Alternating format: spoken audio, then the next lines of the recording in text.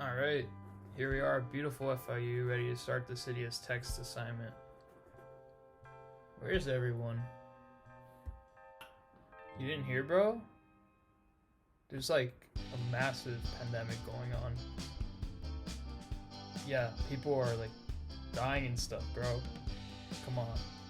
You don't know about the coronavirus epidemic. Are you serious? Are you serious, dude? How am I supposed to do my Cydia's text assignment now? I mean, I can't go outside. I can't really do anything. But I think first and foremost, step one is you gotta go home. This place is not safe. You gotta get out of here. But Mr. Random Stranger, how can I learn about time perception, force dynamic of the self and other network without being on campus and interacting with others? Isn't this like the best place to do that type of thing? Well, in an ideal situation, I would say yes. That's what I did for my honors class. But go home, dude. There's a pandemic happening. You gotta be safe, dude. Go home, bro. Maybe you could call some friends.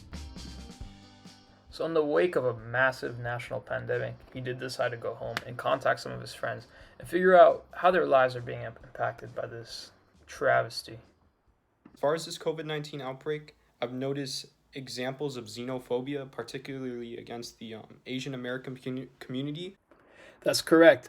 Blatant racism, for no reason. People exerting unnecessary force on an ethnic group of people who don't deserve such.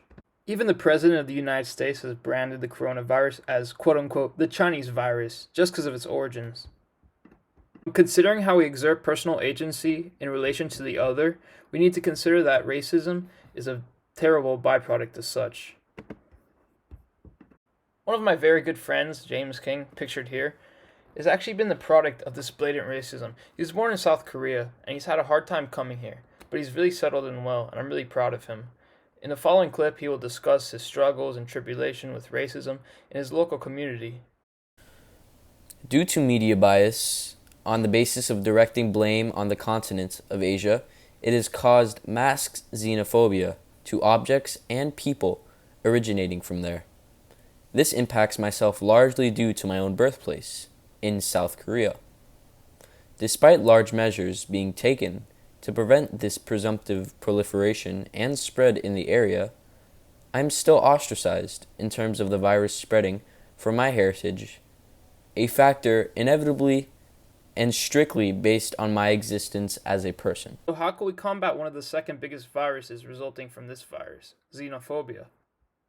But in reality, it's something that all human beings can transmit, and any human being is capable of contracting this disease and spreading it out to other people. And I really think that part of fighting this disease is combating ignorance by informing people that everybody is susceptible to this disease and we must overcome it by being together as a community.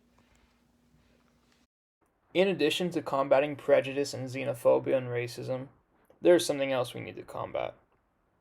Mental health issue. America has already had a mental health issue, and it's widely known about. But in times like this, such a mental health issue is heavily exacerbated. Next, we look at the perception of time, the perception of space, and how it's been impacted by this virus. My anxiety levels have gone up. I'm a lot more anxious now over small things than I used to be. And another way is that I feel like time is moving a lot slower. I would say that coronavirus has changed my sense of space drastically. I'm used to a college campus where technically any spot could be a designated study spot.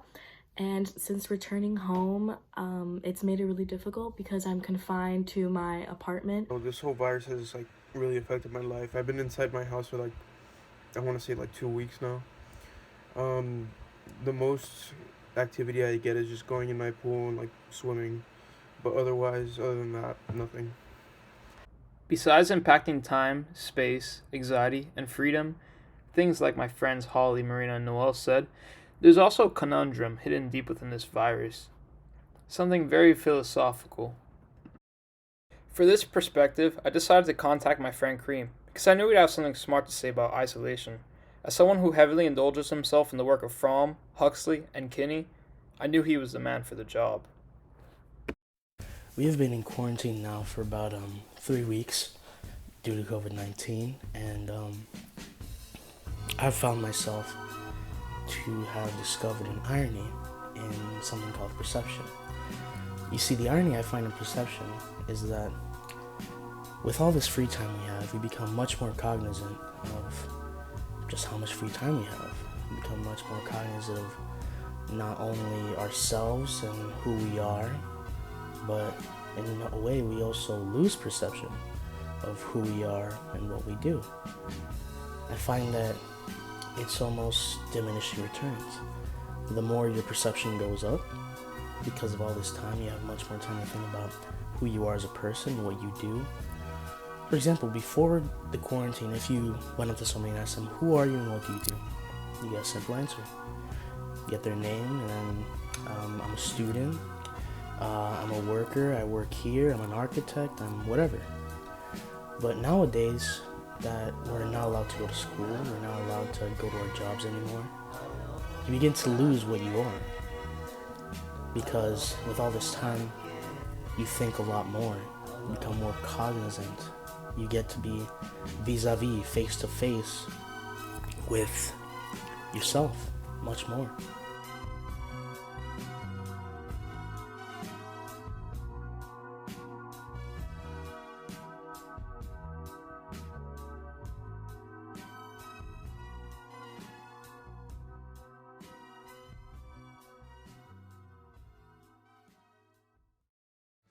Hey man, how did Cydia's pandemic go? I'm dying to know. It went way better than expected. I didn't expect to gain this degree of intellect from my room, but with the power of media and communication, I was able to get a broad perspective from all of my good friends on something I wouldn't usually talk to them about. Wow man, I'm so proud of you for pulling through, and all while practicing social distancing. You go, dude.